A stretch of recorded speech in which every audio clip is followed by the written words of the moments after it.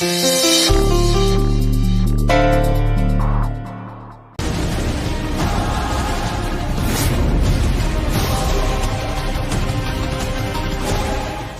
ಹಾವಿಂದ ನಮಗೆಲ್ಲ ಕಾಟ ಆಗ್ತಾ ಇತ್ತೋ ಅದು ಎಲ್ಲೂ ಇಲ್ಲ. ನಮ್ಮ ಮನೇಲೆ, ನಮ್ಮ ಮಧ್ಯಾಹ್ನ, ನಮ್ಮ ಜೊತೆಗೆ.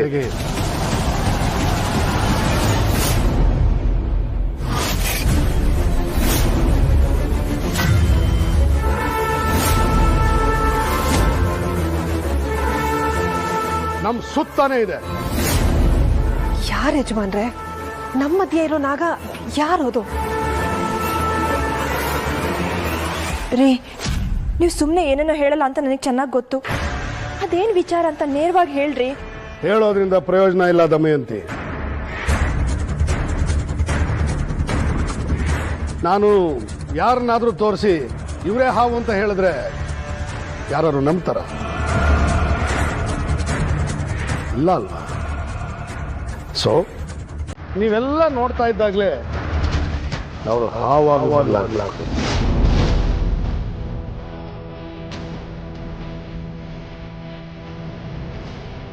ಈ ಮನೇಲಿರೋ ಹಾವೇ ಒಂದು ಸಲ ನೀನು ಬದಲಾಗು ಅಂತ ಕೇಳಿದ್ರೆ ಎಸ್ ಅನ್ನತ್ತಾ?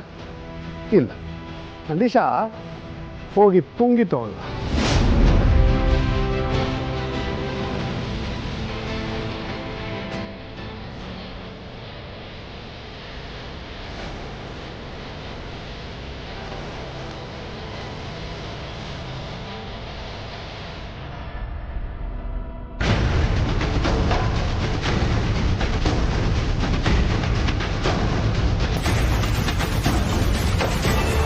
ಹಾವು ಎಷ್ಟು ಚೆನ್ನಾಗಿ ಡ್ಯಾನ್ಸ್ ಮಾಡುತ್ತೆ ಗೊತ್ತಾ?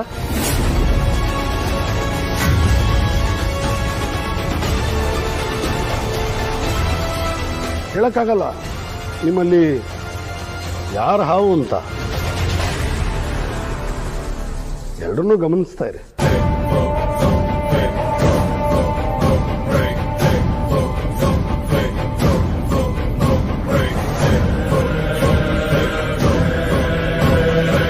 ಪರಮೇಶ್ವರ, ಈ ಸದ್ದು ನನ್ನ ಕಿವಿಗೆ ಬೀಳದಿರೋ ಹಾಗೆ ಮಾಡು ತಂದೆ.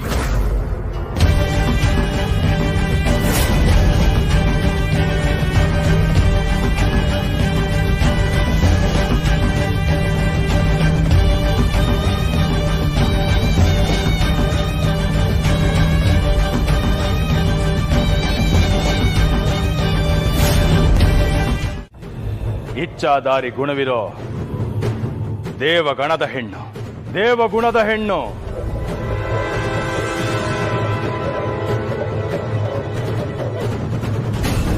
ಗುರುಗಳೇ, ನೀವು ಬಂದು ಮೃತ ಅನುಮಾನಗಳು ಬೇಡ ದಿಗ್ವಿಜಯ.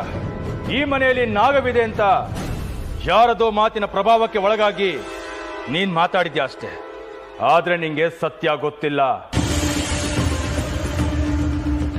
ಒಂದ್ ವಿಚಾರ ತಿಳ್ಕೊಳ್ಳಿ, ಈ ಮನೆಯವರಿಂದ ಶಿವಾನಿಗೇನಾದ್ರೂ ತೊಂದರೆ ಆದ್ರೆ ಇಡೀ ಮನೆತನ ಸರ್ವನಾಶ ಆಗತ್ತೆ.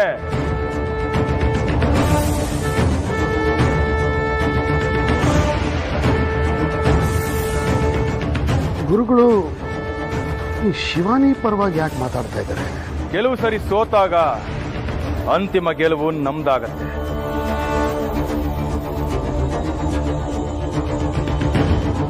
ಸೋಲೆ ಗೆಲುವಿನ ಮೆಟ್ಲಾದ್ರೆ ಗೆಲುವು ಹಲವಾರು ಸೋಲುಗಳ ತೊಟ್ಟಿಲು.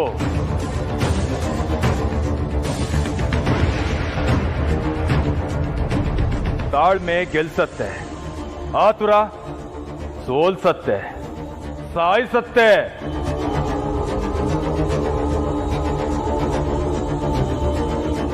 ನಾನೀಗ ತಾಳ್ಮೆಯ ದಾರಿಯಲ್ಲಿ ನಡೀತಾ ಇದ್ದೀನಿ. ಇದು ಕೆಲವರಿಗೆ ಅರ್ಥ ಆಗಿಲ್ಲದೆ ಇರ್ಬೋದು. ಅರ್ಥ ಆಗ್ಬೇಕಾದವ್ರಿಗೆ ಅರ್ಥ ಆಗಿರುತ್ತೆ ಅಲ್ವಾ ಶಿವಾನಿ? ಹೌದು ಗುರುಗಳೇ, ಅರ್ಥ ಆದವರು ಇನ್ನು ಮುಂದೆ ಸಮಯ ವ್ಯರ್ಥ ಮಾಡೋದಿಲ್ಲ.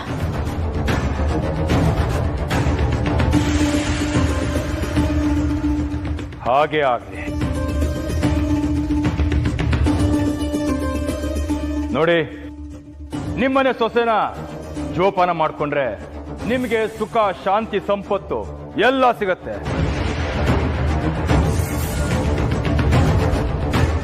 ಅದ್ ಬಿಟ್ಟು ತೊಂದರೆ ಮಾಡಕ್ಕಿಂದ್ರೆ ಇಡೀ ಮನೆತನ ಸರ್ವನಾಶ ಆಗತ್ತೆ.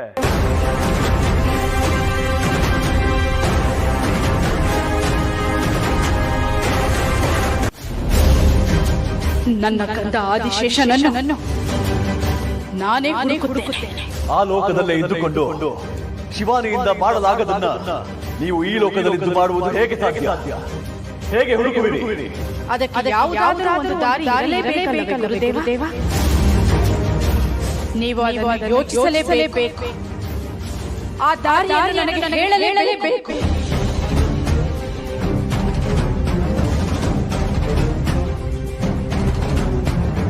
ಒಂದು ದಾರಿ ಇದೆ ನಾಗಮಾತ, ಆದರೆ ಅದು ತುಂಬಾ ಕಠೋರವಾದ ದಾರಿ. ಆಗ್ನೇಯ ದಿಕ್ಕಿನಲ್ಲಿ ನಿಂತು ಅಗ್ನಿ ಪ್ರವೇಶ ಮಾಡಿ ಅಗ್ನಿ ಪೂಜೆ ಮಾಡಿ ಅಗ್ನಿಯನ್ನು ಒಲಿಸಿಕೊಳ್ಳಬೇಕು. ಆದರೆ ಇದು ಅಸಾಧ್ಯ. ಅಗ್ನಿದೇವ ಒಲಿದು ಪ್ರತ್ಯಕ್ಷನಾದರೆ ನೀವು ಬದುಕುತ್ತೀರಾ, ಇಲ್ಲವಾದರೆ ಸಂಪೂರ್ಣವಾಗಿ ಬೂದಿಯಾಗುತ್ತೀರಾ. ನಿಮ್ಮ ಪೂಜೆಯಲ್ಲಿ ಒಂದು ಸಣ್ಣ ತಪ್ಪಾದರೂ ಅದು ನಿಮ್ಮ ಪ್ರಾಣವನ್ನೇ ಆಹುತಿ ಪಡೆಯುತ್ತದೆ. ನನ್ನ ಮಗನೂ ನನ್ನ ಪ್ರಾಣವಲ್ಲವೇ? ನನ್ನ ಮಗ ನನ್ನ ಕಣ್ಣೆದುರು ಇಲ್ಲದೆ ನಾನು ಪ್ರತಿದಿನ ಪ್ರತಿ ಕ್ಷಣ ಸಾಯುತ್ತಿರುವೆ. ಸಾವು ಬರುವುದೇ ಆದರೆ ಒಂದೇ ಸಾರಿ ಬರಲಿ. ನಾನು ಅಗ್ನಿಗೆ ಆಹುತಿಯಾದರೂ ಪರವಾಗಿಲ್ಲ. ನನ್ನ ಗಂಡನಿಲ್ಲದೆ ನಾನು ಬದುಕುವುದು ಅಸಾಧ್ಯ. ನಾನು ಈ ಪೂಜೆಯನ್ನು ಮಾಡಿಯೇ ತೀರುತ್ತೇನೆ. ಆಶೀರ್ವದಿಸಿ. ಬೇಡ ನಾಗಮಾತ, ಕ್ಷಮೆ ಇರಲಿ ಗುರುದೇವ. ನಾಗಲೋಕದ ಒಳಿತಿಗಾಗಿ, ನನ್ನ ಕಂದನ ಬರುವಿಕೆಗಾಗಿ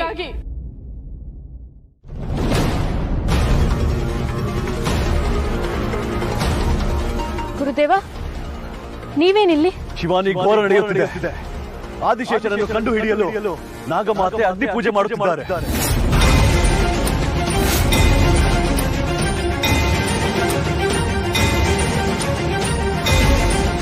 ಈ ಪೂಜೆ ಸರಿಯಾಗಿ ನಡೆದು ಅಗ್ನಿದೇವನ ಅನುಗ್ರಹವಾದರೆ ಮಾತ್ರ ಆದಿಶೇಷನ ಕಂಡು ಹಿಡಿಯಲು ಸಾಧ್ಯವಾಗುತ್ತದೆ.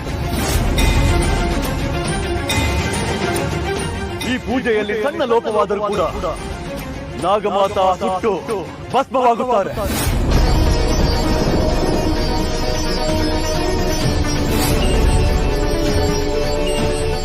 ಗುರುದೇವ, ಏನಾದ್ರೂ ಮಾಡಿ ಅವ್ರನ್ನ ತಡಿಬೇಕಾಗಿತ್ತಲ್ವಾ? ನಾಗಲೋಕದ ರಾಜಮಾತೆ ನಿರ್ಧಾರ ಮಾಡಿದರೆ ಅವರನ್ನು ತಡೆಯಲು ನಾನ್ಯಾರು ಹೇಳು? ಮಗನ ಮೇಲೆ ಪ್ರೀತಿ ಇದೆ, ನಾಗಲೋಕದ ಮೇಲೆ ಕಾಳಜಿ ಇದೆ. ಇದನ್ನು ತಪ್ಪು ಎನ್ನಲು ಹೇಗೆ ಸಾಧ್ಯ? ಇಲ್ಲ ಗುರುದೇವ, ಆದಿಶೇಷನ ಹುಡುಕೋದು ನನ್ನ ಜವಾಬ್ದಾರಿ. ಅವನ ಜೊತೆ ನಾಗಮಣಿನ ಪಡ್ಕೊಂಡು ನಾಗಲೋಕಕ್ಕೆ ಬರೋದು ನನ್ನ ಕರ್ತವ್ಯ. ಇದಕ್ಕಾಗಿ ಯಾರು ಕಷ್ಟ ಪಡೋದು ನನಗಿಷ್ಟ ಇಲ್ಲ. ನಾನು ಈಗಲೇ ಹೋಗಿ ನಾಗಮಾತನ್ನ ತಡಿತೀನಿ. ಅದಿನ್ನಾಗದು ಶಿವಾನಿ. ಅವರಿಗಾಗಲೇ ಅಗ್ನಿ ಪ್ರವೇಶ ಮಾಡಿ ಆಗಿದೆ. ಅವರನ್ನು ತಡೆಯುವುದು ತರವಲ್ಲ, ಅದರಿಂದ ಅಪಾಯವೇ.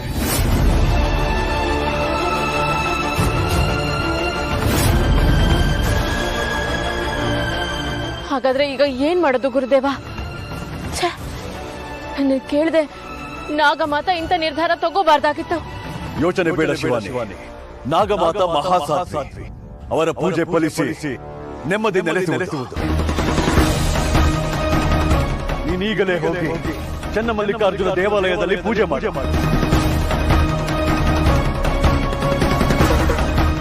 ಆಗಲಿ ಗುರುದೇವ.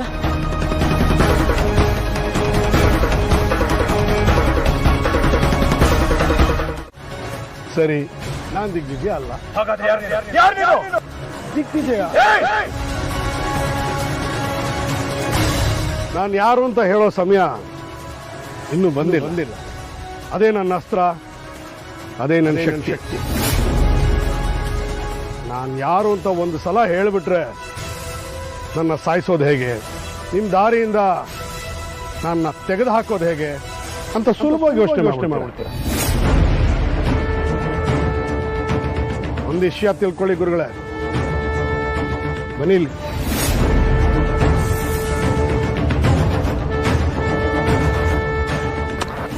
ಬನ್ನಿ ಗುರುಗಳೇ. ಈಗ ನಮ್ಮ ಮಧ್ಯೆ ಇರಬೇಕಾದ್ದು ಶತ್ರುತ್ವ ಅಲ್ಲ, ಮಿತ್ರತ್ವ. ಸ್ವಲ್ಪ ಯೋಚನೆ ಮಾಡಿ. ನಾನು ಬಂದಿರೋದು, ನೀವಿನ್ನು ಬದುಕಿರೋದು ನಾಗಮಣಿಗೋಸ್ಕರ. ಆ ನಾಗಮಣಿ ನನಗೂ ಬೇಕು. ನಾವಿಬ್ರು ವಿರೋಧಿಗಳಾಗಿ ಜಗಳ ಬಂದ್ರೆ ಇಬ್ಬರಲ್ಲೊಬ್ರು ಸಾಯ್ತೀವಷ್ಟೇ. ಏನು ಪ್ರಯೋಜನ? ಅದ್ರ ಬದಲು ನಾವಿಬ್ರು ಒಟ್ಟಿಗೆ ನಾಗಮಣಿನ ಪಡ್ಕೊಂಡ್ರೆ, ನಾಗಮಣಿ ಅಗಣಿತವಾದ ಶಕ್ತಿ. ಅದು ಒಬ್ಬರಿಗೆ ಸೀಮಿತ ಅಲ್ಲ, ಯಾರು ಬೇಕಾದರೂ ಏನ್ ಬೇಕಾದ್ರೂ.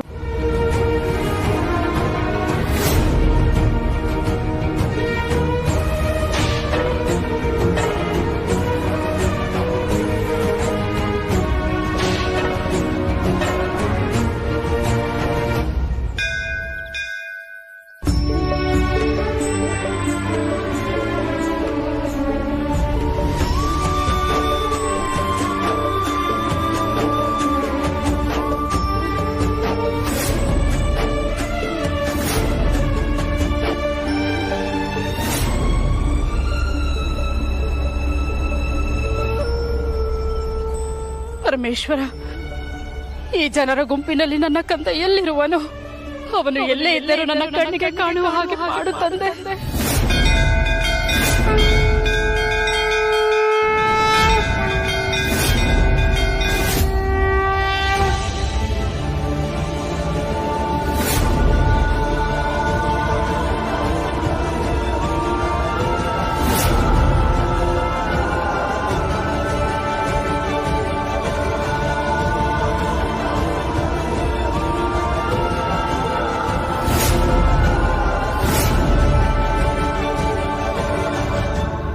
ಇದೇನಿದು?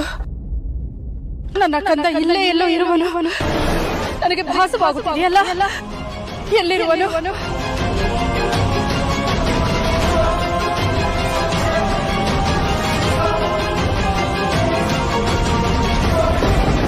ಅವನ ಎಡಭುಜದಲ್ಲಿ ನಾಗಲೋಕದ ಲಾಂಛನ ಹಾಗೂ ರಕ್ತವರ್ಣದ ದಾರ ಇದೆ.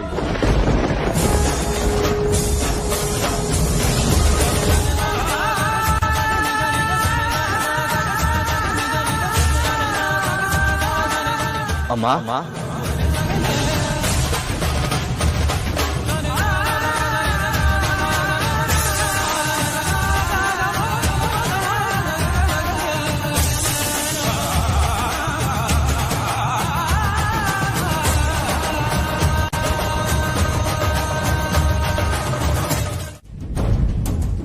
ಪೂಜೆ ಮಾಡಿರುವ ಗುರುತು ಇದೆ ಎಂದರೆ ಅವರಿಗೆ ಆದಿಶೇಷ ಯಾರು ಎಂದು ತಿಳಿದು ಬಿಟ್ಟಿದೆಯಾ? ಈ ವಿಚಾರವನ್ನು ನಾಗಮಾತಾ ಶಿವಾನಿಗೇನಾದರೂ ಹೇಳಿದರೆ ನನ್ನ ಕಥೆಯು ಮುಗಿದು ಹೋಗುವುದು.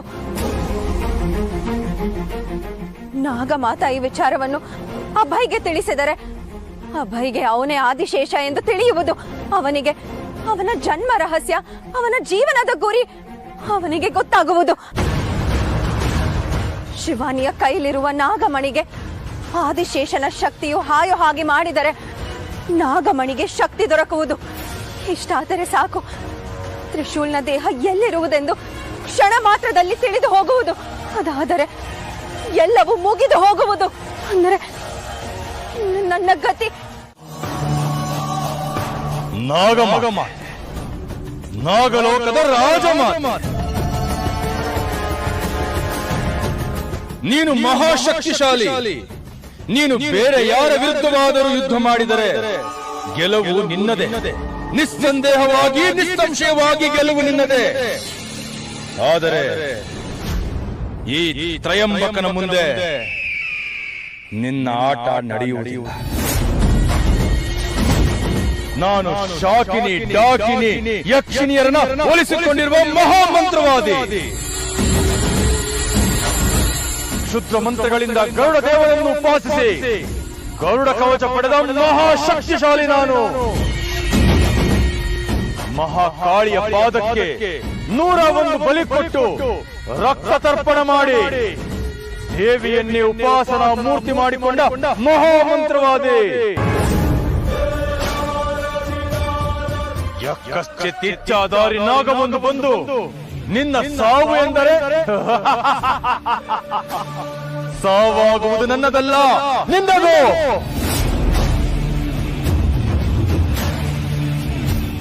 ಎಷ್ಟು ದಿನ ಕಾಳಿಗೆ ನರಬಲಿಯನ್ನು ಕೊಟ್ಟಿದ್ದೆ, ಈಗ ಮೊದಲ ಬಾರಿ ನಾಗಬಲಿಯನ್ನು ಕೊಡುವೆ.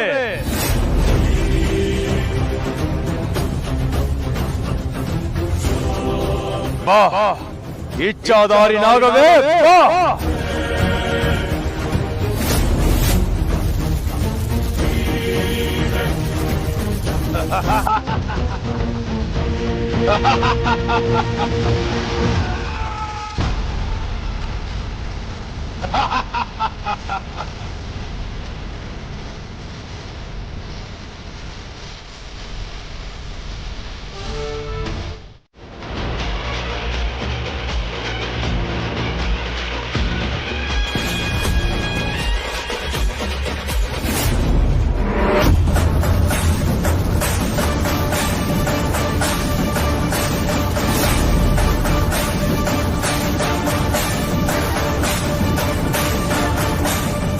ಸಾತ್ವಿಕ ಶಕ್ತಿ ಎಂದರೆ ಸತ್ಯದ ಶಕ್ತಿ, ಭಗವಂತನ ಶಕ್ತಿ.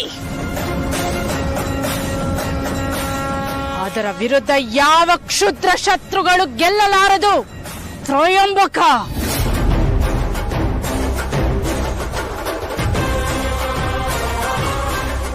ನನ್ನ ಮಗ ಮತ್ತು ಸೊಸೆಯನ್ನು ಕರೆದುಕೊಂಡು ಬರುವೆ. ಆಗ ನಿನ್ನ ಸಂಹಾರ ಎಚ್ಚರ.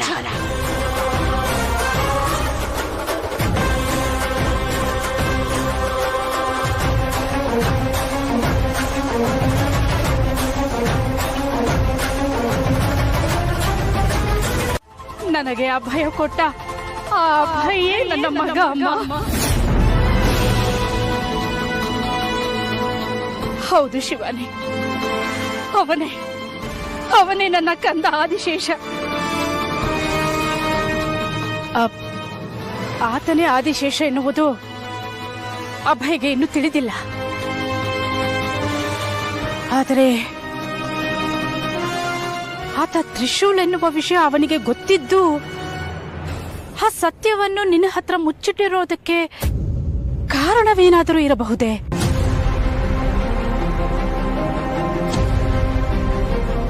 ಶಿವಾನಿ, ಆ ಸತ್ಯ ಏನು ಎನ್ನುವುದನ್ನು ನಾವು ತಿಳಿದುಕೊಳ್ಳಲೇಬೇಕು. ಸತ್ಯ ಗೊತ್ತಾದ ಮೇಲೆ ಆದಿಶೇಷನನ್ನು ಕರೆದುಕೊಂಡು ಶತ್ರು ಸಂಹಾರ ಮಾಡಿ ನಾಗಮಣಿಯನ್ನು ತೆಗೆದುಕೊಂಡು ನಮ್ಮ ನಾಗಲೋಕಕ್ಕೆ ಹೊರಟೋಗೋಣ. ನಡಿ.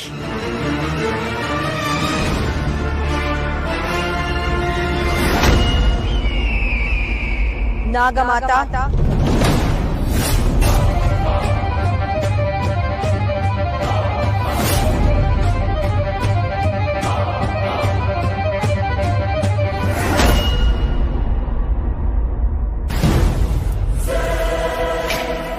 ಎಷ್ಟು ಸಂತೋಷವಾಗಿದ್ದೀರಾ ಅಲ್ಲ?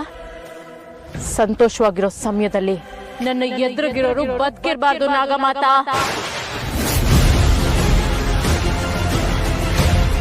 ಶಿವಾನಿ, ಏನು ಮಾತನಾಡುತ್ತಿರುವೆ? ನಾನು ಶಿವಾನಿ ಅಲ್ಲ.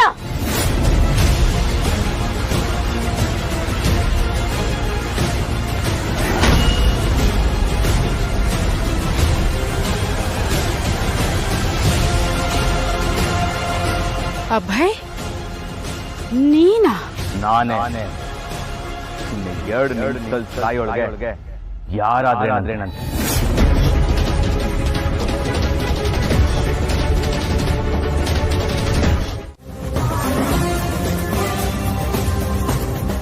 ಶಿವಾನಿ ಏನೋ ಗೊಂದಲದಲ್ಲಿ ಸಿಗಾಕೊಂಡಿದ್ದಾಳೆ. ಆದ್ರೆ ಅದೇನು ಅಂತ ಗೊತ್ತಾಗ್ತಿಲ್ಲ. ಅದ್ಯಾವುದೋ ಮುಖ್ಯವಾದ ವಿಷಯ ಮಾತಾಡೋದಕ್ಕೆ ಇಲ್ಲಿಗೆ ಬಂದಿದ್ದೀನಿ ಅಂತ ಹೇಳಿದ್ಲು.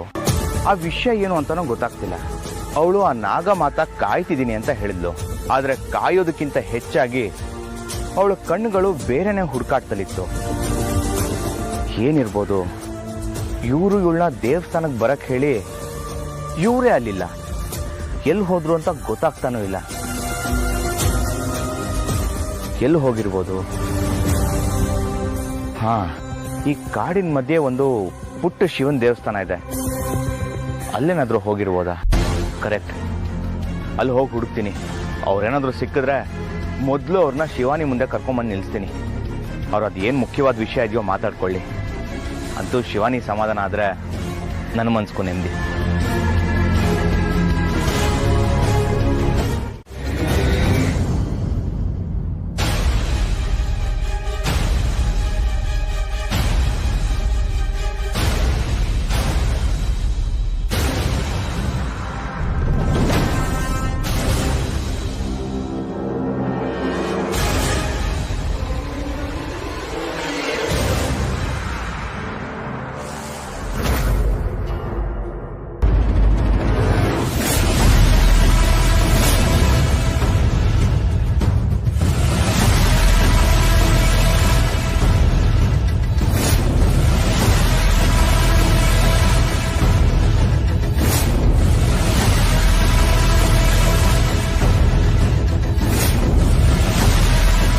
ಇದು ನಂತರನೇ ಬಟ್ಟೆ ಹಾಕೊಂಡಿದ್ದಾನೆ, ನೋಡೋದಕ್ಕೂ ನಂತರನೇ ಇದ್ದಾನೆ.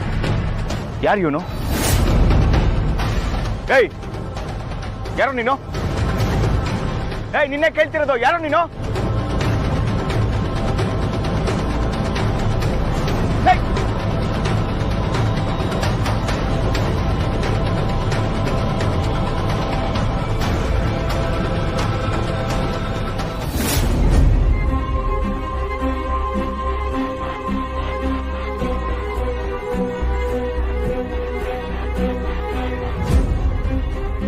ಏನಿದು? ಆದಿಶೇಷನ್ ಬಗ್ಗೆ ಗೊತ್ತಾಗಿದೆ, ದೇವಸ್ಥಾನಕ್ಕೆ ಬೇಗ ಬಾ ಅಂತ ಸಂದೇಶ ಕಳಿಸಿದ ನಾಗಮಾತ ಇಲ್ಲಿ ಎಲ್ಲೂ ಕಾಣಿಸ್ತಿಲ್ವಲ್ಲ. ಇಲ್ಲಿದ್ದವರು ಎಲ್ಲೋ ಹೋಗಿದ್ದಾರೆ. ಎಷ್ಟೊತ್ತಕ್ಕಾದ್ರೂ ಸಿಗ್ತಾ ಇಲ್ವಲ್ಲ. ಅವ್ರನ್ನ ಹುಡ್ಕೊಂಡು ಬರ್ತೀನಿ ಅಂತ ಹೋದ ಅಭಯ್ ಅವ್ರು ಕೂಡ ಇನ್ನೂ ಬಂದಿಲ್ಲ. ಅಂದ್ರೆ ನಾಗಮಾತಾಗ ಏನಾದ್ರೂ ತೊಂದರೆ ಆಗಿದ್ಯಾ? ಅದರಿಂದನೇ ಅವ್ರು ಬರೋದು ತಡ ಆಗ್ತಿದ್ಯಾ? ಅಯ್ಯೋ ಪರಮೇಶ್ವರ, ಇಲ್ಲ, ನಾನಿಲ್ಲಿ ಕಾಯ್ತಾ ನಿಲ್ಲೋದ್ರಲ್ಲಿ ಅರ್ಥನೇ ಇಲ್ಲ. ನಾನೇ ಹೋಗ್ಬೇಕು. ನಾನೇ ಹೋಗಿ ನಾಗಮಾತನ ಹುಡುಕ್ಬೇಕು. ಅವ್ರ ಹತ್ರ ನನ್ನ ಆದಿಶೇಷ ಎಲ್ಲಿದ್ದಾನೆ ಅನ್ನೋದ್ರ ಬಗ್ಗೆ ಕೇಳ್ಬೇಕು. ನನ್ನ ಆದಿಶೇಷ ಸಿಕ್ಬಿಟ್ರೆ ನನಗೆ ಎಲ್ಲದ್ರಿಂದನೂ ಮುಕ್ತಿ. ಪರಮೇಶ್ವರ, ನನ್ನ ಆದಿಶೇಷನ್ಗೆ ನಾಗಮಾತೆಗೆ ಏನಾದ್ರೂ ತೊಂದರೆ ಆಗಿದ್ರೆ ಅದರಿಂದ ಅವ್ರನ್ನ ಕಾಪಾಡು. ಆದಷ್ಟು ಬೇಗ ಅವ್ರು ನನಗೆ ಸಿಗೋ ಹಾಗೆ ಮಾಡು.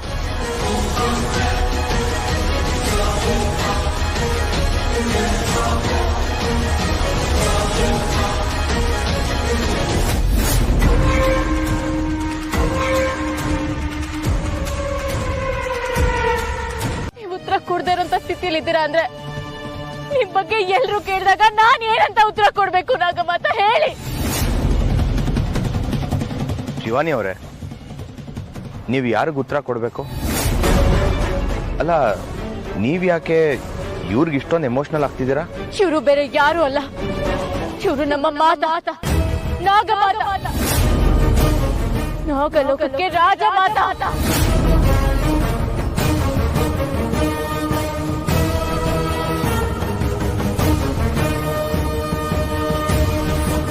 ಮತ್ತೆ ನೀವಿಬ್ರು ಇಷ್ಟು ದಿನ ಪರಿಚಯ ಇಲ್ದಿರೋರ್ ತರ ಇದ್ರಿ. ನಾಗಮಾತ, ನೀವ್ ಕೊಡೋ ಉತ್ತರದ ಮೇಲೆ ನನ್ನ ಬದುಕು ನಿಂತಿದೆ. ಮಾತಾಡಿ ನಾಗಮಾತ, ಉತ್ತರ ಕೊಡಿ. ಅಬ್ಬಯ್ಯವ್ರೆ, ಏನ್ ಮಾಡೋದೀಗ? ಅಯ್ಯೋ,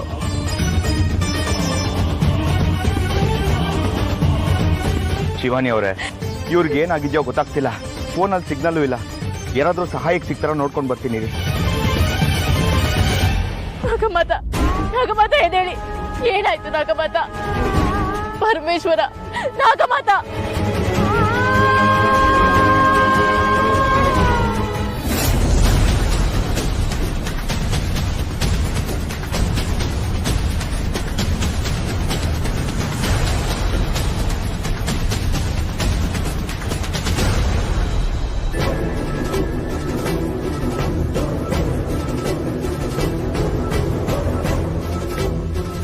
ನನಗೆ ಬೇರೆ ದಾರಿ ಇರಲಿಲ್ಲ ನಾಗಮಾತ.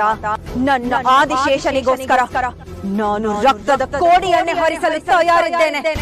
ಒಂದು ಯುದ್ಧ ಮಾಡಲು ತಯಾರಿದ್ದೇನೆ.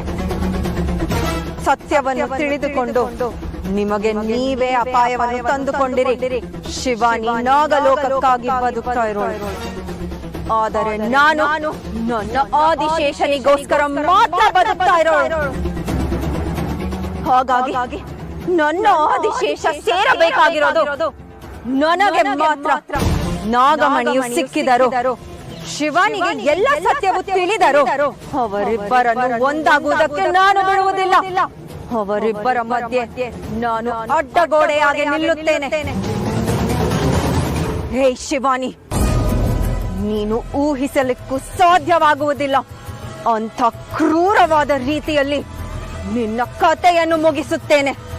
ನಿನ್ನ ಶತ್ರುವಿನ ಸಹಾಯ ಪಡೆದುಕೊಂಡು ನಿನ್ನನ್ನು ಸಂಹಾರ ಮಾಡಿ ನನ್ನ ಆದಿಶೇಷನನ್ನು ನನ್ನವನಾಗಿ ಮಾಡಿಕೊಳ್ಳುತ್ತೇನೆ.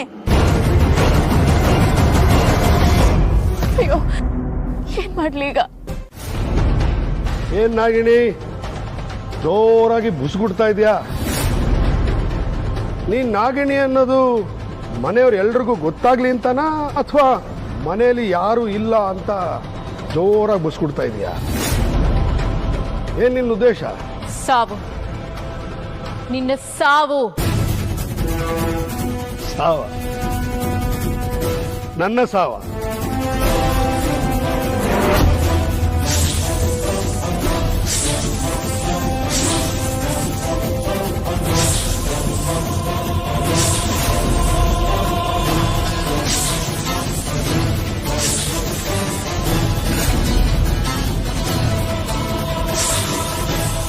ಬಾ ಕಚ್ಚು.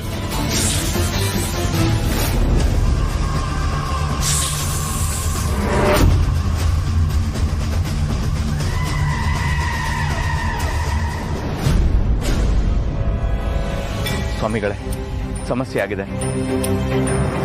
ನಾನು ಅಸಲಿ ರೂಪದಲ್ಲಿರ್ಬೇಕಾದ್ರೆ, ಅಂದ್ರೆ ತ್ರಿಶೂಲ್ ರೂಪದಲ್ಲಿರ್ಬೇಕಾದ್ರೆ ನೀವು ನನಗೆ ನನ್ನ ಜನ್ಮ ರಹಸ್ಯದ ಗುಟ್ಟನ್ನ ಹೇಳ್ತೀನಿ ಅಂತ ಹೇಳಿದ್ರಿ. ನನ್ನ ಮಾನವ ರೂಪ ಒಂದು ಮುಖವಾಡ, ನನ್ನ ಅಸಲಿ ಮುಖ ಬೇರೆನೇ ಇದೆ ಅಂತ ಹೇಳಿದ್ರಿ. ಅದೆಷ್ಟೋ ಸತ್ಯಗಳನ್ನ ನಾನು ತಿಳ್ಕೋಬೇಕು ಅಂತ ಹೇಳಿದ್ರಿ. ಅದನ್ನೆಲ್ಲ ತಿಳ್ಕೊಂಡ್ರೆ ನನ್ನ ಗೊಂದಲಗಳು ದೂರ ಆಗುತ್ತೆ ಅಂತ ಹೇಳಿದ್ರಿ. ನಾನು ಆ ದಿನಕ್ಕೋಸ್ಕರ ಕಾಯ್ತಾ ಇದ್ದೆ. ಈಗಲೂ ಕಾಯ್ತಿದ್ದೀನಿ. ಬರೀ ಕಾಯೋದೇ ಆಯ್ತು. ನನ್ನ ಗೊಂದಲಗಳಿಗೆ ಉತ್ತರ ಸಿಗ್ಲಿಲ್ಲ. ಇನ್ನು ಗೊಂದಲಗಳು ಹೆಚ್ಚಾಗ್ತಾನೆ ಹೋಗ್ತಾ ಇದೆ. ನನ್ನ ಅಸಲಿ ರೂಪ ಎಲ್ಲಿದೆ ಅಂತ ಹುಡುಕ್ತಾ ಇದ್ದೆ. ಆಗ ನನ್ನ ರೂಪದಲ್ಲಿ ನಾನು ಇನ್ನೊಬ್ಬನ್ನ ನೋಡಿದೆ.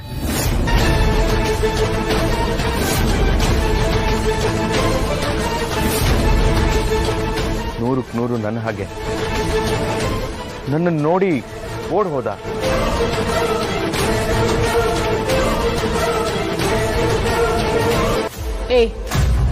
ಯಾರು ನೀನು? ನೀನು ನಾಗಿಣಿ ಅಲ್ವಾ? ನೀನೇ ಗೆಸ್ ಮಾಡು. ನೀನ್ ಹೇಳಿಲ್ಲ ಅಂದ್ರೆ ಇಲ್ಲೇ ನಿನ್ನ ಸಾವಾಗುತ್ತೆ. ಏಯ್, ನೀನ್ ನನ್ನನ್ನ ಟಚ್ ಮಾಡೋಕ್ಕೂ ಆಗಲ್ಲ, ಇನ್ನು ಸಾಯಿಸೋದೆಲ್ಲಿಂದ? ಇಷ್ಟಕ್ಕೆ ಮೇಲೂ ಹೇಳಬೇಕು ಅಂದ್ರೆ ನಾನು ದಿಗ್ವಿಜಯ, ನಿಮ್ಮ ಮಾವ, ತ್ರಿಶೂಲ್ ಅಪ್ಪ. ನೀನು ಸಾಧಾರಣ ಮನುಷ್ಯ ಅಲ್ಲ. ನೀನು ಮನುಷ್ಯ ಆಗಿದ್ರೆ ನಾಗಮಾತಾಗೆ ಅಂದ ಮೇಲೆ ಅದನ್ನೆಲ್ಲ ನಾನು ಮರೆಯಕ್ಕಾಗತ್ತಾ ನಾಗಿಣಿ? ನಿನ್ನ ಜೀವ ಸಹಿತ ಉಳಿಸಲ್ಲ.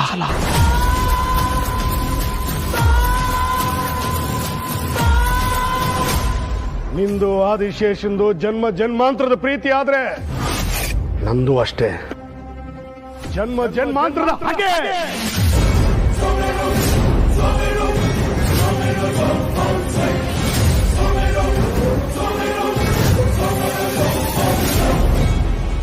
ಸ್ವಾಮಿಗಳೇ, ಏನಿದು? ತ್ರಿಶೂಲ್ ರೂಪದಲ್ಲಿದ್ದಾಗ ನಾನು ಯಾರು ಅನ್ನೋ ಗೊಂದಲ, ಆ ಗೊಂದಲಗಳಿಗೆ ಉತ್ತರ ಪಡೆಯೋಣ ಅಂತ ಈ ರೂಪಕ್ಕೆ ಬಂದೆ. ಈ ರೂಪಕ್ಕೆ ಬಂದ್ಮೇಲೆ ನನ್ನ ಹಾಗೆ ಇನ್ನೊಬ್ಬ. ಇದೆಲ್ಲ ಹೇಗ್ ಸಾಧ್ಯ? ಸ್ವಾಮಿಗಳೇ, ನನ್ನ ಹಾಗೆ ಬಂದವನು ಯಾರು? ದಿನದಿಂದ ದಿನ ಪ್ರಶ್ನೆಗಳು ಹೆಚ್ಚಾಗ್ತಾ ಹೋಗ್ತಾ ಇದೆ. ಅಷ್ಟೇ ಅಲ್ಲ, ಅವತ್ತು ರಸ್ತೆಯಲ್ಲಿ ಯಾರೋ ಹೆಂಗ್ ಸಿಕ್ಕಿದ್ರು, ಅವ್ರನ್ನ ಮನೆಗೆ ಕರ್ಕೊಂಡು ಹೋದೆ.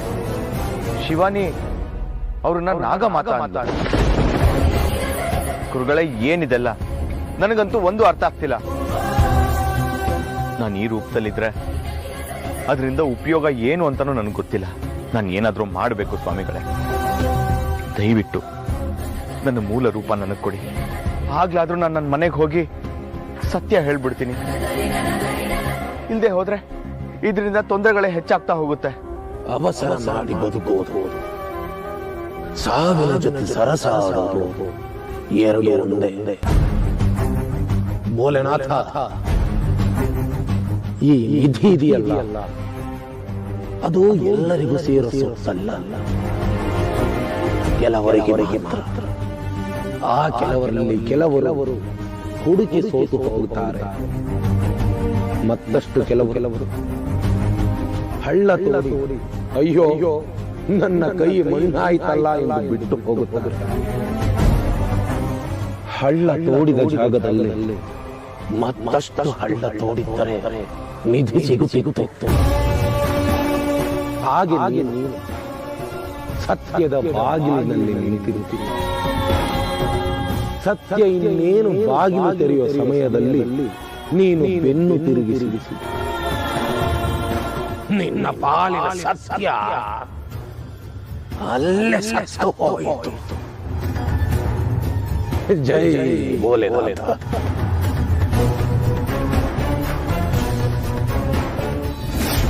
ಅಷ್ಟೇ ಅಲ್ಲ, ನಾಗಮಣಿ ನನಗೆ ಮೋಹ, ನನ್ನ ತಪಸ್ಸು, ನನ್ನ ಭವಿಷ್ಯ.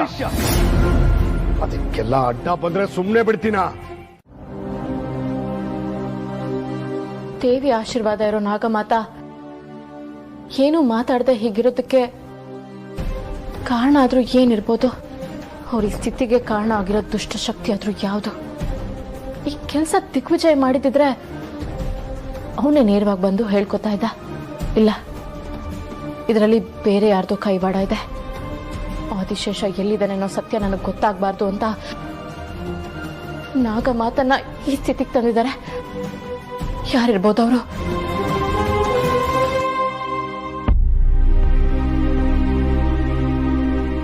ಶಿವಾನಿ ಅವರೇ, ಆ ಹೆಂಗಸು ಇವಾಗ ಹೇಗಿದ್ದಾರೆ? ಅವರು ಪ್ರಜ್ಞೆ ಬಂತ? ಇಲ್ಲ ಅಭಯ್ ಅವರೇ, ಉಸಿರಾಡ್ತಾ ಇದ್ದಾರೆ ಅಷ್ಟೇ. ಆದ್ರೆ ಏನು ಮಾತಾಡ್ತಾ ಇಲ್ಲ, ಯಾರನ್ನೂ ಗುರ್ತಿಸ್ತಾ ಇಲ್ಲ. ನನಗನ್ಸುತ್ತೆ ಅವ್ರಿಗೆ ಬ್ರೈನ್ ಸ್ಟ್ರೋಕ್ ಆಗಿದೆ ಅಂತ. ಯಾವ್ದಾದ್ರು ಒಳ್ಳೆ ಹಾಸ್ಪಿಟ್ಲಿಗೆ ಸೇರಿಸಿದ್ರೆ. ಅಭಯ್ ಅವರೇ, ವೈದ್ಯಶಾಸ್ತ್ರದಲ್ಲಿ ಎಲ್ಲ ವೈದ್ಯರನ್ನು ಮೀರಿಸೋ ವೈದ್ಯರು ನನಗೆ ಗೊತ್ತಿದ್ದಾರೆ. ಅವರು ಬೇರೆ ಯಾವ ಲೋಕದಲ್ಲೂ ಇಲ್ಲ. ಅವರೇ ಕೈ ಚೆಲ್ಲಿ ಕೂತಿದ್ದಾರೆ. ಅಲ್ಲ ಶಿವಾನಿ ಅವರೇ, ನನಗೆ ಒಂದು ಅರ್ಥ ಆಗ್ತಿಲ್ಲ, ತುಂಬಾ ಕನ್ಫ್ಯೂಸ್ ಆಗ್ತಿದೆ. ಅವ್ರ ಮಗನ್ನ ಹುಡ್ಕೊಂಡು ಇಲ್ಲಿಗೆ ಬಂದ್ರು, ಆದ್ರೆ ಈ ಮನೆಗೆ ಬಂದ್ಮೇಲೆ ಅದ್ ಏನೇನೋ ಮಾತಾಡಿದ್ರು. ಈಗ ನೋಡಿದ್ರೆ ಅವ್ರಿಗೆ ಹೀಗಾಗಿದೆ. ಅವ್ರು ಅಷ್ಟಕ್ಕೂ ಇಲ್ಲಿಗೆ ಯಾಕೆ ಬಂದ್ರು? ಅದಕ್ಕಿಂತ ಹೆಚ್ಚಾಗಿ ನನಗೆ ನಿಮ್ಮ ಉದ್ದೇಶ ಏನು ಅಂತ ಗೊತ್ತಾಗಬೇಕು. ಹೇಳಿ ಶಿವಾನಿ ಅವರೇ. ಏ ಮಾಯಾಂಗನೆ, ಎಲ್ಲದ್ರ ಹಿಂದೆ ಇರೋದು ನೀನೆ ಅಂತ ನನಗೆ ಗೊತ್ತಾಯ್ತು. ಯಾವ್ದ್ರ ಹಿಂದೆ?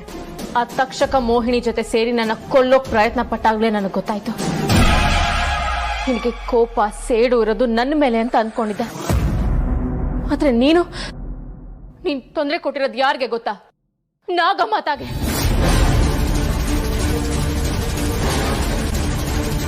ನಾವು ನಾಗಗಳು ಕಾರಣ ಇಲ್ಲದೆ ಯಾರನ್ನೂ ನೋಯಿಸೋದಿಲ್ಲ, ಯಾರನ್ನೂ ಸಾಯಿಸೋದು ಇಲ್ಲ. ಆದ್ರೆ ನೀನು ನಾಗಮಾತಾಗೆ ತೊಂದರೆ ಕೊಟ್ಟು ನಾಗಕುಲಕ್ಕೆ ಕಂಟಕ ಆಗಿದ್ಯಾ. ಶಿವಾನಿ, ನೀನ್ ಮಾತಾಡ್ತಾ ಇರೋದು ನನಗೆ ಅರ್ಥ ಆಗ್ತಾ ಇಲ್ಲ. ಓ, ಏನು ಗೊತ್ತಿಲ್ವಾ ನಿನ್ಗೆ? ನಾಗಮಾತಾಗೆ ಪ್ರಜ್ಞೆ ಇಲ್ದೇ ಇರೋದು ನೆನಪಿಲ್ವಾ? ಎಲ್ಲ ನೀನೇ ಮಾಡಿರೋದು.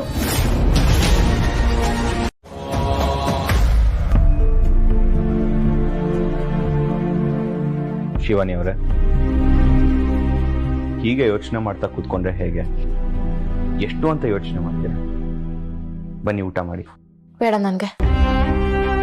ಅಲ್ಲಿ ನಾಗಮಾತಾ ಉಸಿರನ್ನೇ ಆಹಾರ ಅಂತ ಬದುಕ್ತಿರುವಾಗ ಇಲ್ಲಿ ನಾನು ಹೇಗೆ ಊಟ ಮಾಡ್ಲಿ? ಹಾಗೆ ನೀವು ಕೂಡ ಉಸಿರೇ ಆಹಾರ ಅಂತ ಸುಮ್ಮನೆ ಇರ್ತೀರಾ? ಶಿವಾನಿ ಅವರೇ, ಬನ್ನಿ ಊಟ ಮಾಡಿ. ಬೇಡ. ನೀವು ಹೀಗೆ ಹೇಳಿದ್ರೆ ಮಾತು ಕೇಳಲ್ಲ.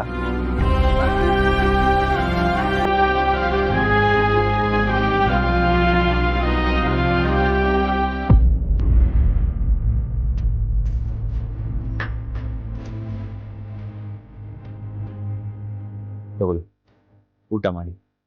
ನೋಡಿ, ನೀವು ಯಾವುದೇ ಕಾರಣಕ್ಕೂ ಬೇಜಾರು ಮಾಡ್ಕೋಬಾರ್ದು. ಯಾವಾಗಲೂ ನಗ್ನಗ್ತಾ ಇರಬೇಕು. ನಗು ನೋವನ್ನು ಸಾಯಿಸುತ್ತೆ, ಸಮಸ್ಯೆನ ಸಾಯಿಸುತ್ತೆ. ಅದು ಬಿಟ್ಟು ನೀವು ಈ ರೀತಿ ನೋವಲ್ಲಿ ಕೂತ್ರೆ ನಿಮ್ಮನ್ನ ಪ್ರೀತಿಸೋರು ನೋವು ತಿಂತಿರ್ತಾರೆ. ಅವ್ರಿಗೇನೋ ಆಯ್ತು ಅನ್ನೋ ಯೋಚನೆ ಬಿಡಿ. ನೀವು ಸೇಫ್ ಆಗಿದ್ದೀರಲ್ಲ, ಅದಕ್ಕೆ ಸಂತೋಷ ಪಡಿ. ನೀವ್ಯಾಕೆ ಹೀಗೆ ಮಾತಾಡ್ತಾ ಇದ್ದೀರಾ? ಮನುಷ್ಯತ್ವ ಇಲ್ದಿರೋರ್ ಥರ. ಅಯ್ಯೋ ಶಿವಾನಿ ಅವರೇ, ನಾನು ಹಾಗಲ್ಲ ಹೇಳಿದ್ದು. ನೀವು ಹೀಗೆ ಕೂತ್ರೆ ಮುಂದಕ್ಕೆ ಹೋಗೋಕ್ಕಾಗಲ್ಲ. ನಮಗ್ ಬಂದಿರೋ ಸಮಸ್ಯೆನ ನಾವೇ ತುಳಿಬೇಕು ಅಲ್ವಾ? ಆದ್ರೆ ಬಂದಿರೋ ಸಮಸ್ಯೆ ಯಾವುದು ಅಂತಾನೆ ಗೊತ್ತಿಲ್ವಲ್ಲ. ನಾಗ ಮಾತನ ಈ ಸ್ಥಿತಿಗೆ ತಂದಿರೋದು ಯಾರು ಅಂತ ಗೊತ್ತಾಗ್ದೆ ನನಗೆ ನೆಮ್ಮದಿ ಇಲ್ಲ. ಯಾರು ಅಂತ ನಾನು ತಿಳ್ಕೊಳ್ಳೇಬೇಕು. ಒಂದು ವಿಷಯ ತಿಳ್ಕೊಳ್ಳಿ, ನನ್ನ ಎಕ್ಸ್ಪೀರಿಯನ್ಸ್ ಪ್ರಕಾರ ಯಾರೇ ಏನೇ ತಪ್ಪು ಮಾಡಿದ್ರು ಒಂದಲ್ಲ ಒಂದು ಸಾಕ್ಷಿ ಬಿಟ್ಟು ಹೋಗಿರ್ತಾರೆ. ಇದು ಎಲ್ಲ ಕ್ರೈಮಲ್ಲೂ ನಡೆಯೋದು. ತಪ್ಪು ಮಾಡಿದ್ರು ತಪ್ಪಿಸ್ಕೊಳ್ಳೋದಕ್ಕೆ 100 ದಾರಿ ಹುಡ್ಕೊಂಡಿದ್ರು ಅವನ್ ಸಿಕ್ಕಾಕೊಳ್ಳೋದಕ್ಕೆ ದೇವರು ಒಂದಲ್ಲ ಒಂದು ದಾರಿ ಮಾಡಿರ್ತಾರೆ. ನಿಮ್ಗೆ ಖಂಡಿತವಾಗ್ಲೂ ಹಾಗನ್ಸುತ್ತಾ? ನಾಗ ಮಾತಾಗೆ ತೊಂದರೆ ಆಗಿರೋ ಕಡೆ ಇನ್ನು ಭಯ ಬೇಡ. ಆದಿಶೇಷನ ಹುಡ್ಕೋದು ಇನ್ನು ಕಷ್ಟ ಇಲ್ಲ. ಆ ಗರುಡ ದೇವನ ಅನುಗ್ರಹದಿಂದ ನಾಗಾನ್ವೇಷಕ ಮಂತ್ರ ಪ್ರಾಪ್ತಿಯಾಗಿದೆ. ಇನ್ನು ಆದಿಶೇಷ ಯಾವ ಲೋಕದಲ್ಲಿ ಯಾವ ಮೂಲೆಯಲ್ಲಿದ್ದರೂ ಸಾಲಪುರದಲ್ಲಿ ಬಂದು ಬೀಳ್ತಾನೆ. ಅದಕ್ಕೆ ಪೂಜೆ ಏನ್ ಮಾಡಿ, ವಿಧಿ ವಿಧಾನಗಳ ಬಗ್ಗೆ ಎಲ್ಲ ತಿಳಿದ. ನಾಳೆ ಪೂಜೆ ಮಾಡಬೇಕು ದಿಗ್ವಿಜಯ. ಆ ಪೂಜೆಗೆ ನನ್ನ ಸಿದ್ಧಿ ಒಂದೇ ಸಾಲದು, ನಮ್ಮಿಬ್ಬರ ಸಿದ್ಧಿಯೂ ಬೇಕು. ಆ ಆದಿಶೇಷ ನಮ್ಮ ಕಾಲಡಿ ಬಂದು ಬೀಳ್ತಾನೆ ಅಂತಂದ್ರೆ ನನ್ನ ಎಲ್ಲ ಸಿದ್ಧಿಗಳನ್ನು ಮೊದಲು ಪೂಜೆ ಆಗ್ಲಿ. ಆದಷ್ಟು ಬೇಗ ಸಂಹಾರ ಮಾಡ. ಅವಸರ ಒಳ್ಳೆಯದಲ್ಲ ದಿಗ್ವಿಜಯ. ಶುಕ್ರ ಗ್ರಹದ ಮೇಲೆ ಶುಕ್ರ ಉಲ್ಕೆ ಒಂದು ಬಡಿಯುವ ಸಮಯದಲ್ಲಿ ಪೂಜೆ ಆಗಬೇಕು. ಅದಾದ್ರೆ ನಮಗೆ ಶುಕ್ರಾಚಾರ್ಯರ ಆಶೀರ್ವಾದದಿಂದ ಬಯಸಿದ್ದೆಲ್ಲವೂ ನೆರವೇರುತ್ತೆ. ಓ ಶುದ್ರ ಮುಹೂರ್ತ ನಾಳೆ. ಒಟ್ನಲ್ಲಿ ಆದಿಶೇಷ ಯಾರು ಅಂತ ಗೊತ್ತಾಗಿ ಸಂಹಾರ ಆದ್ರೆ ಸಾಕು. ಇಷ್ಟು ಸಂವತ್ಸರಗಳಿಂದ ನಾನು ಕಾದ ಗಳಿಗೆ ಬಂದಾಯ್ತು. ಘೋರ ತಪಸ್ಸಿಗೆ ಫಲ ಸಿಕ್ಕಾಯ್ತು. ನನ್ನಲ್ಲಿ ಉರಿಯುತ್ತಿರುವ ಸೇಡಿಗೆ ಆಗಲೋಕ ಸುಟ್ಟು ಭಸ್ಮವಾಗಲೇಬೇಕು. ನಾನು ಬಯಸುವುದು ನನಗೆ ಸಿಗಲೇಬೇಕು.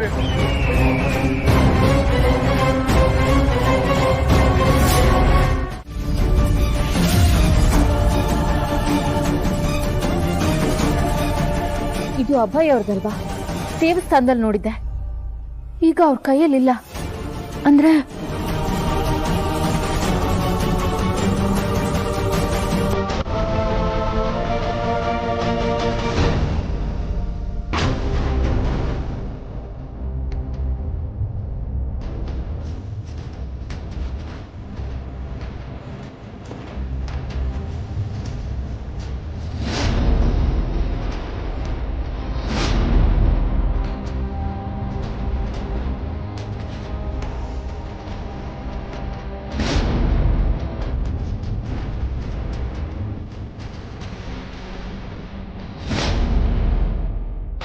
ಅಭಯ್ ನಾನು ದೇವಸ್ಥಾನದ ಹತ್ರ ಇದ್ದಾಗ ಇದೆಲ್ಲ ಅವ್ರ ಹತ್ರ ಇತ್ತು.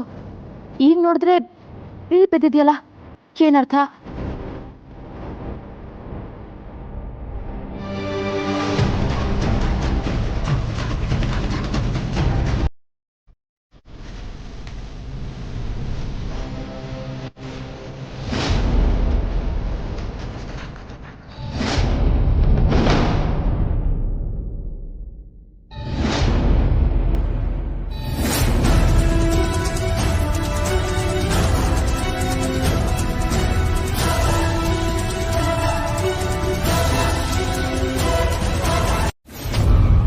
ಎಲ್ರು ಅನ್ಕೊಂಡಿರೋ ಹಾಗೆ ತ್ರಿಶೂಲ್ ದಿಗ್ವಿಜಯನ ಮಗ ಅಲ್ಲ.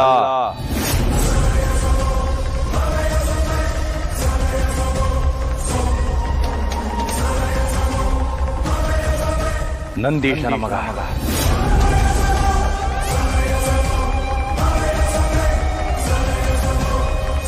ಏನ್ ಹೇಳ್ತಾ ಇದ್ರ ಗುರುಗಳೇ? ನಾಗಮಣಿ ಸಿಕ್ಕಿದ್ರೆ ಅದರ ಫಲ ಅವನಿಗೆ ಸಿಗ್ಲಿ ಅಂತ ಉಪಾಯ ಮಾಡಿದಾನೆ ಸ್ವಾಮಿ ದ್ರೋಹಿ.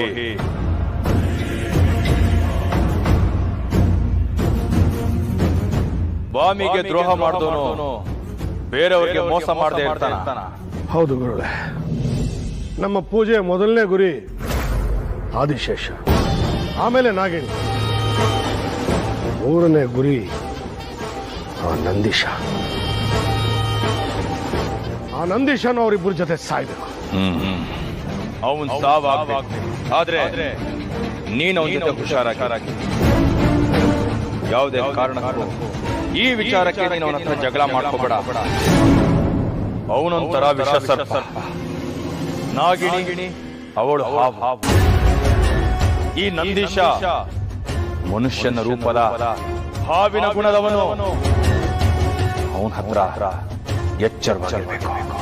ಇದೆಲ್ಲ ಕೊನೆ ಆಗ್ಬೇಕು ಅಂದ್ರೆ ಆದಿಶೇಷ ಯಾರು, ಎಲ್ಲಿದ್ದೀನಿ ಅಂತ ಮೊದಲು ತಿಳ್ಕೋಬೇಕು. ಆ ನಾಗಿಣಿ ಕೊನೆ ಆಗ್ಬೇಕು. ಆಮೇಲೆ ನಂದೀಶ ಒಂದು ಎರೆಹುಳು ಅಷ್ಟೇ. ಬರ್ತೀನಿ ಗುರುಗಳೇ.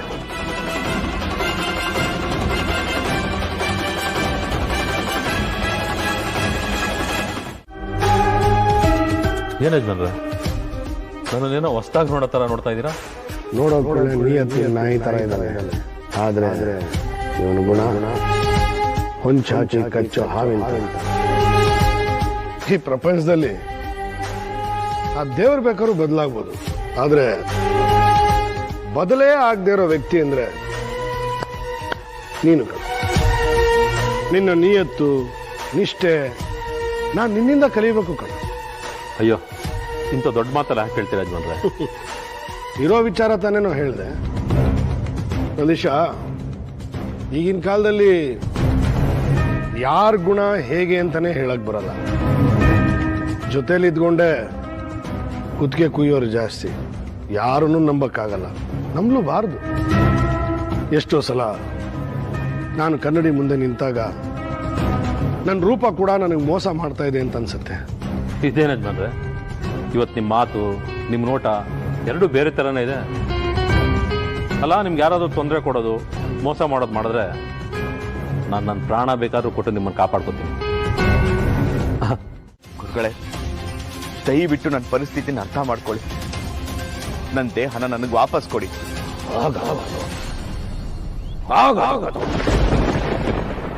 ಯಾವುದೋ ಒಂದು ಕ್ಷುದ್ರ ಶಕ್ತಿ ನಿನ್ನ ದೇಹವನ್ನು ಮಾಯಾ ಕವಚಗಳಿಗೆ ಬಂಧಿಸಿಬಿಟ್ಟಿದೆ. ಆ ಮಾಯಾ ಕವಚ ನಾಶವಾಗದ ಹೊರತು ನಿನ್ನ ಮೂಲ ರೂಪ ನಿನಗೆ ದಕ್ಕದು. ಇಲ್ಲ ಸ್ವಾಮಿಗಳೇ, ಇನ್ನು ನಾನು ಸುಮ್ಮನೆ ಇರಲ್ಲ. ಸತ್ಯ ಹೇಳ್ತೀನಿ. ಇಲ್ಲದೆ ಹೋದ್ರೆ ಇದರಿಂದ ತೊಂದರೆಗಳೇ ಹೆಚ್ಚಾಗ್ತಾ ಹೋಗುತ್ತೆ. ನನ್ನ ಶಿವನಿಗೆ ನಾನೇ ತ್ರಿಶೂಲನ ಸತ್ಯ ಹೇಳ್ತೀನಿ. ಬೇಡ ತ್ರಿಶೂಲ,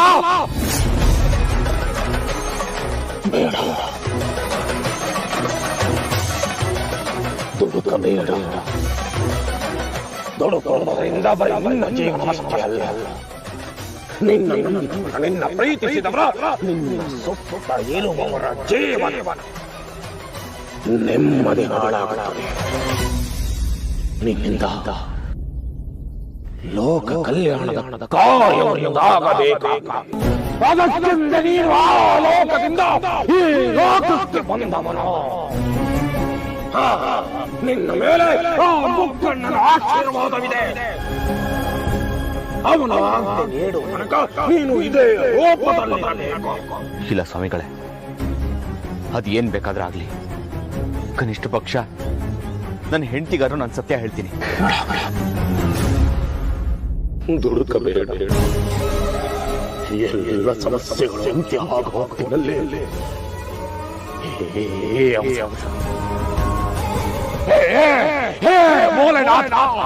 ನಿನ್ನ ಸಂಭೂತನಾದ ಇವರಿಗೆ ಯಾಕೆ ದುಡುಕುತನ? ಜೈ ಭೋಲೆನಾಥ. ಸ್ವಾಮಿಗಳೇ, ಸ್ವಾಮಿಗಳೇ,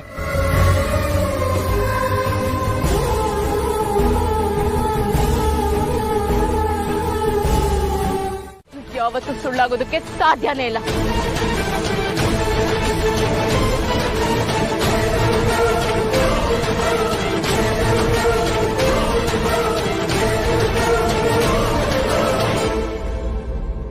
ಶಿವಾನಿ, ನಾನು ಸತ್ಯ ಹೇಳ್ತಾ ಇದ್ದೀನಿ. ಅದು ನಾನಲ್ಲ, ನಂತರನೇ ಇರೋ ಇನ್ನೊಬ್ಬ ವ್ಯಕ್ತಿ. ಅವನು ನೋಡೋದಕ್ಕೆ ನಂತರನೇ ಇದ್ದ, ನಂತರನೇ ಬಟ್ಟೆ ಹಾಕಿದ್ದ. ಮತ್ತೆ ಸುಳ್ಳು ಹೇಳ್ಬೇಡಿ ನೀವು. ಶಿವಾನಿ, ನಾನು ನಿಜ ಹೇಳ್ತಾ ಇದ್ದೀನಿ. ಒಂದು ವಿಷಯ ಏನ್ ಗೊತ್ತಾ? ನಾನ್ ನಿನ್ನ ಹತ್ರ ಮಾತಾಡ್ಬೇಕು ಅಂತ ಬಂದ ವಿಷಯ ಏನ್ ಗೊತ್ತಾ? ನಾನ್ ನಿನ್ ಗಂಡ ತ್ರಿಶೂಲ್. ಅಭಯ್ ಅವರೇ,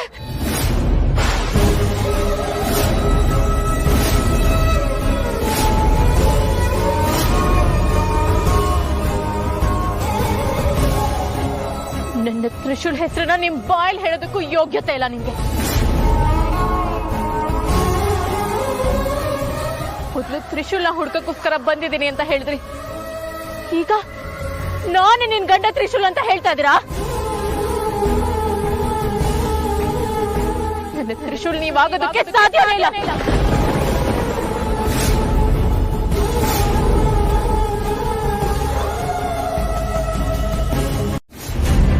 ತಪ್ಪು ಮಾಡಿ ಸಿಕ್ಕಾಕೊಂಡಿದ್ದೀರಾ, ಈಗ ಅದರಿಂದ ಹೇಗ್ ತಪ್ಪಿಸ್ಕೊಳ್ಳಿ ಅಂತ ಯೋಚನೆ ಮಾಡ್ತಾ ಇದ್ದೀರಾ? ಪ್ಲೀಸ್ ಶಿವಾನಿ, ಸತ್ಯ ನಿನಗೆ ಹೇಳಿ ಅದನ್ನ ಹೇಗೆ ಅರ್ಥ ಮಾಡಿಸೋದು ಅಂತ ಯೋಚನೆ ಮಾಡ್ತಾ ಇದ್ದೀನಿ. ಸತ್ಯವನ್ನ ನಾನಾಗ್ಲೇ ಕಣ್ಣಾರೆ ಕಂಡಾಗಿದೆ ಅಭಯ್. ನಾಗ ಮಾತಾಗೆ ತೊಂದರೆ ಕೊಟ್ಟೋರ ಸಾವು ಹೇಗಾಗ್ಬೇಕು ಗೊತ್ತಾ? ಕಾರುಣವಾಗಿ ಘೋರವಾಗುತ್ತೆ. ಅದಕ್ಕೂ ಮುಂಚೆ ನನಗೆ ಸತ್ಯ ತಿಳಿಬೇಕು. ಯಾರು ನೀವು? ಏನ್ ನಿಮ್ ಉದ್ದೇಶ? ನಿಮ್ ಹಿಂದೆ ಇರೋದು ಯಾರು ಹೇಳಿ? ಶಿವಾನಿ, ನನ್ನ ಮಾತು ಯಾಕೆ ನಿನಗೆ ಅರ್ಥ ಆಗ್ತಿಲ್ಲ? ನೀವು ಎಂಥವ್ರು ಅಂತ ಅರ್ಥ ಆದ್ಮೇಲೆ ಯಾಕೆ ಮಾತು? ಸತ್ಯ ಹೇಳಿದ್ರು ನಿಮ್ಮ ಸಾವಾಗುತ್ತೆ, ಸುಳ್ಳು ಹೇಳಿದ್ರು ನಿಮ್ಮ ಸಾವಾಗುತ್ತೆ. ಸತ್ಯ ಹೇಳಿ ನೀವು ಸತ್ರೆ ಮುಂದಿನ ಜನ್ಮದಲ್ಲೂ ಇಂಥ ಹೀನ ಬದುಕೋದು ತಪ್ಪುತ್ತೆ. ಹೇಳಿ, ಯಾರು ನೀವು? ಶಿವಾನಿ, ನಾನೀಗ ನಿಜ ಹೇಳಿದ್ರು ಅದನ್ನ ನಂಬೋ ಸ್ಥಿತಿಲಿ ನೀನಿಲ್ಲ. ಆದ್ರೆ ಒಂದಂತೂ ಸತ್ಯ, ನಾಗ ಮಾತಾಗೆ ನನ್ನಿಂದ ಯಾವುದೇ ರೀತಿ ತೊಂದರೆ ಆಗಿಲ್ಲ. ಅವ್ರು ನೋಡಿದಾಗ ನನಗೆ ನನ್ನ ತಾಯಿ ನೋಡಿದಾಗ ಆಗ್ತಿತ್ತು.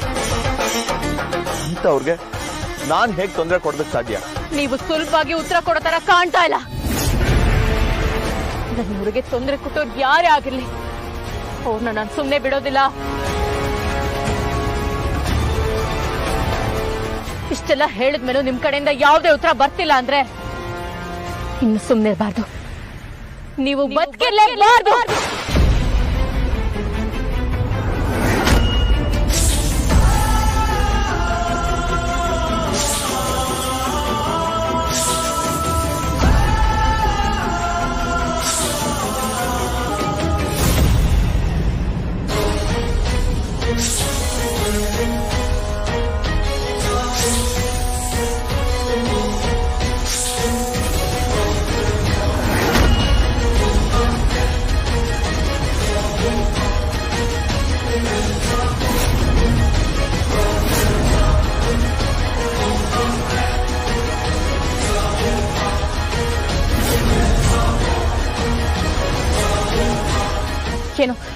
ಏನೋ ಮಂತ್ರ ಪ್ರಯೋಗ ಮಾಡಿದ್ಯಾ ನೀನು?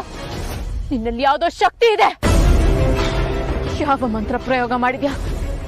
ಯಾರು ನೀನು? ಸತ್ಯ ಹೇಳು. ಶಿವಾನಿ, ನಾನು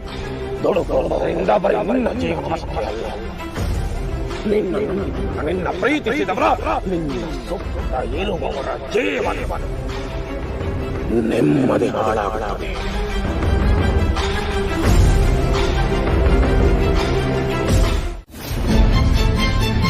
ಶಿವಾನಿ, ಶಿವಾನಿ ಪ್ಲೀಸ್ ನಿಂತ್ಕೋ. ಶಿವಾನಿ, ನನ್ ಮಾತು ಕೇಳು. ನನ್ ಮಾತು ಕೇಳಿದ್ರೆ ನಿನ್ ಸಿಟ್ಟೆಲ್ಲ ದೂರ ಆಗುತ್ತೆ. ಆಗ್ಬಾರ್ದು. ನನ್ನ ಸಿಟ್ಟು ಸೇಡು ದೂರ ಆಗ್ಲೇಬಾರ್ದು. ನನ್ನ ಸೇಡಿನ ಬೆಂಕಿಲಿ ನೀನು ಸುಟ್ಟು ಭಸ್ಮ ಆಗ್ಬೇಕು. ಯಾಕಂದ್ರೆ ನೀನು ಮಾಡಿರೋದು ಅಂತ ದ್ರೋಹ. ಶಿವಾನಿ, ಶಿವಾನಿ ಪ್ಲೀಸ್. ಶಿವಾನಿ, ಶಿವಾನಿ ನನ್ ಮಾತು ಕೇಳು. ಸತ್ಯ ಗೊತ್ತಾಗೋ ಟೈಮಲ್ಲಿ ಈ ರೀತಿ ಆಡ್ಬೇಡ. ದುಡುಕಿ ಏನೇನೋ ನಿರ್ಧಾರ ತಗೋಬೇಡ. ಅದನ್ನ ಹೇಳೋಕೆ ನೀನ್ ಯಾರು? ಇವತ್ತಿಗೆ ನಿನ್ನ ಮನೆ ಸಂಬಂಧ ಮುಗ್ದೋಯ್ತು. ಶಿವಾನಿ ಶಿವಾನಿ ಪ್ಲೀಸ್ ಶಿವಾನಿ ನನ್ನ ಮಾತು ಕೇಳು ಶಿವಾನಿ ಶಿವಾನಿ ಪ್ಲೀಸ್ ತಾಳ್ಮೆ ತಗೋ ನನ್ನ ಮಾತು ಕೇಳು. ನಕ್ ತಾಳ್ಮೆ ಅಂತ ಇದ್ರೆ ಅದೆಷ್ಟು ತೊಂದರೆ ಆಗುತ್ತೋ ಏನು.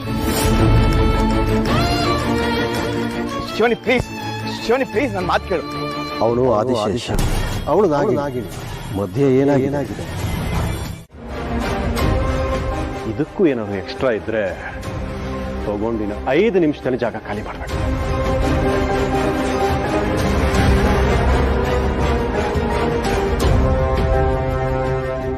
ಏನೇನು ನಿಂತ್ಕೊಂಡು ಮುಖ ನೋಡ್ತಾ ಇದೀಯಾ? ಬೆಳಗಿನ ಜಾವದಲ್ಲಿ ಕೋಳಿ ಬಿಟ್ಟಾಗ ಪಿಳಿ ಕಣ್ಣು ಬಿಟ್ಟ ಹಾಗೆ. ಹೋಗು ಅಂದ್ರೆ ಹೋಗ್ತಾ ಇರ್ಬೇಕಷ್ಟೇ. ಓಕೆ, ಇವತ್ತು ನಾನು ಏನು ಹೇಳಿದ್ರು ನಿಮ್ಗೆ ಅರ್ಥ ಆಗಲ್ಲ. ಅದನ್ನ ಅರ್ಥ ಮಾಡಿಸೋ ಶಕ್ತಿನೂ ನನಗಿಲ್ಲ. ಆದ್ರೆ ಒಂದಲ್ಲ ಒಂದಿನ ಸತ್ಯ ಏನು ಅಂತ ಗೊತ್ತಾಗುತ್ತೆ. ಅದು ಗೊತ್ತಾಗಿದ್ದಿನ ನಾನು ಏನು ಅಂತ ನಿಮ್ಗೆ ಅರ್ಥ ಆಗುತ್ತೆ.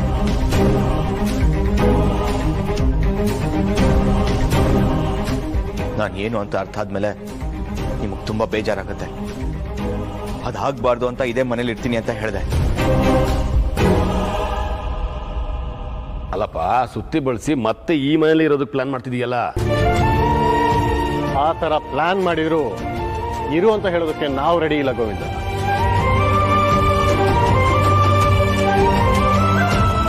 ಈ ನನ್ನ ಮುಖ ಇದೆಯಲ್ಲ, ಇದ್ರ ಹಿಂದೆ ಇರೋ ನೋವು, ಬೇಸರ, ಕತೆ ಇದ್ಯಾವುದು ನಿಮ್ಗಳಿಗೆ ಅರ್ಥ ಆಗಲ್ಲ.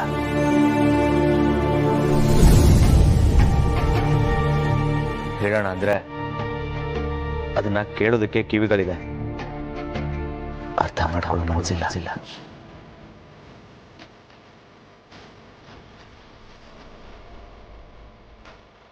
ಹಾಗಿದ್ಮೇಲೆ ನಾನಿಲ್ಲೇ ಇದ್ದೇನು ಪ್ರಯೋಜನ? ಇಲ್ಲ ತಾನೆ? ಇಲ್ಲ ಅಂದ್ಮೇಲೆ ಇನ್ನು ಯಾಕೆ ಇಲ್ಲೇ ಇದೆಯಾ? Get out.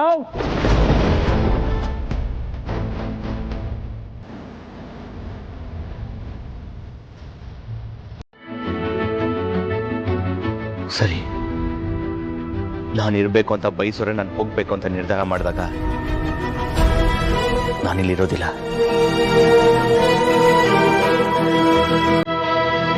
ಕೆಟ್ಟದ್ದು ಸರಿದು ಹೋಗ್ಲಿ, ಒಳ್ಳೆದು ಬೇಗ ಅರ್ಥ ಆಗ್ಲಿ. ಆದಷ್ಟು ಬೇಗ ಮುಖವಾಡದ ಹಿಂದೆ ಇರೋ ನಿಜವಾದ ಮುಖ ಆಚೆ ಬರಲಿ ಅಂತ ಆಶೀರ್ವಾದ ಮಾಡಿ.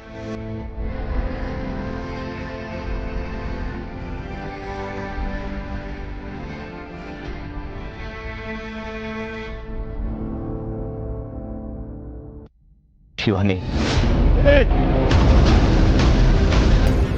ಹೊರಟೋಗು ಅಂತ ಹೇಳಿದ್ಮೇಲೆ ಹೊರಟೋಗ್ತಾ ಇರ್ಬೇಕಂತೆ.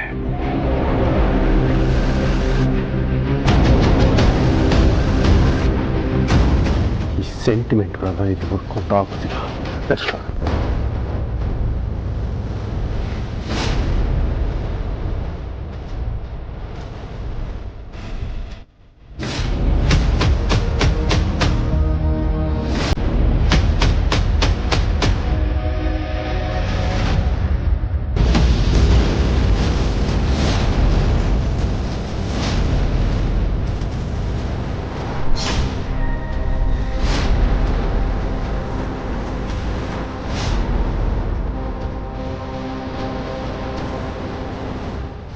ಏನ್ ನಡೀತಾ ಇದೆ ಇಲ್ಲಿ?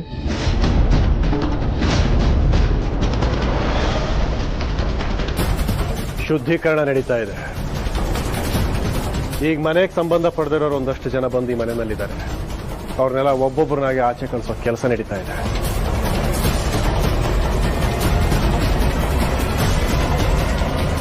ಈಗ ಇವನು, ಆಮೇಲೆ ಇನ್ನೂ ಒಂದಷ್ಟು ಜನ ಇದ್ದಾರೆ, ಅವರನ್ನು ಹೊರಗಡೆ ಕಳಿಸೋ ಕೆಲಸ ನಡೆಯುತ್ತೆ.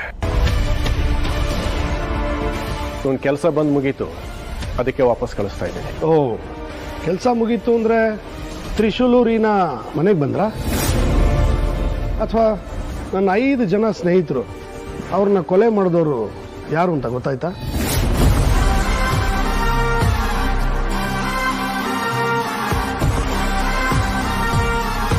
ಇದು ಯಾವುದೂ ಆಗಿಲ್ಲ ಅಂದ್ರೆ ಕೆಲಸ ಇನ್ನೂ ಮುಗ್ದಿಲ್ವಲ್ಲ ಮಿಸ್ಟರ್ ಧನಂಜಯ್? ಮುಗ್ದಿಲ್ಲ ಅಂದ್ರೆ ಹೊರಗಡೆ ಎಲ್ಲಾದರೂ ಹೋಗಿ ಇನ್ವೆಸ್ಟಿಗೇಷನ್ನ ಕಂಟಿನ್ಯೂ ಮಾಡ್ಕೊಳ್ಳಿ ಅವನು. ಇಂಥವನು ಈ ಮನೆಯಲ್ಲಿರೋದು ಬೇಡ ಅಂತೇಳಿ ಅವನನ್ನು ಹೊರಗಡೆ ಕಳಿಸ್ತಾ ಇದ್ದೀನಿ. ಅದನ್ನು ಹೇಳಕ್ಕೆ ನೀನು ಯಾರು? ಇದು ನನ್ನ ಮನೆ. ನೀನು ನನ್ನ ತಮ್ಮ ಅಷ್ಟೇ, ನಮ್ಮಪ್ಪ ಅಲ್ಲ.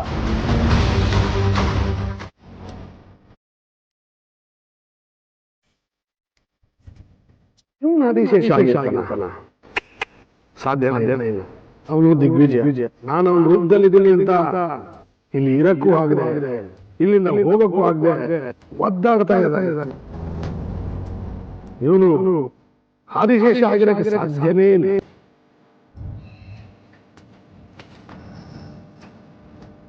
ಇವನ ಆ ಮಹಾಬಲ ಇಲ್ಲಿ, ಈ ಮನೆಗಳ ಗೋವಿಂದ ಇಲ್ಲಿ, ಇನ್ನು ಮಾಯಾಂಗನೆ, ಶಿವಾನಿ, ನಂದೀಶ, ಇಷ್ಟು ಜನರಲ್ಲಿ ಯಾರು Adishesha?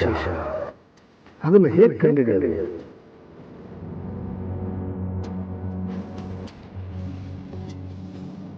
Hi young man. Thank you sir. ಥ್ಯಾಂಕ್ಸಾ? ಯಾಕೆ? ನನ್ನನ್ನು ಈ ಮನೆಯಲ್ಲಿ ಉಳಿಸ್ಕೊಂಡಿದ್ದಕ್ಕೆ. ಈ ಮನೆಯಲ್ಲಿ ನಿನ್ನ ಯಾಕೆ ಉಳಿಸ್ಕೊಂಡೆ ಗೊತ್ತಾ? ಈ ಮನೆಯಲ್ಲಿ ನನಗೊಬ್ಬರು ಶತ್ರು ಇದ್ದಾರೆ. ಅವ್ರು ಯಾರು ಅಂತ ಕಂಡಿಡಿದಕ್ಕೆ ನಿನ್ನ ಉಳಿಸ್ಕೊಂಡೆ. ಸರ್, ಏನು ಹೇಳ್ತಿದ್ದೀರಾ? ನಿಜ. ನೋಡು,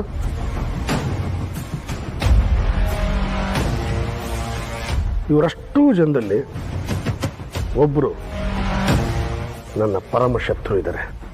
ಅವ್ರು ಯಾರು ಅಂತ ನೀನು ಕಂಡುಹಿಡಿಬೇಕು. ಆಗತ್ತಾ? ಸರಿ ಸರ್. ಓಕೆ, ಗೋ ಹೆಡ್.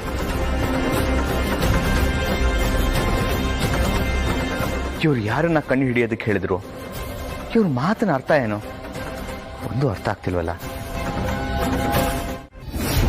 ದಿಗ್ವಿಜಯ್ ಅಂಕಲ್, ಎಲ್ಲ ನಾವ್ ಅನ್ಕೊಂಡಾಗೆ ಆಗಿದೆ. ಈಗ ಶಿವಾನಿ ಉತ್ತರ ಧ್ರುವ, ಆದಿಶೇಷ ದಕ್ಷಿಣ ಧ್ರುವ.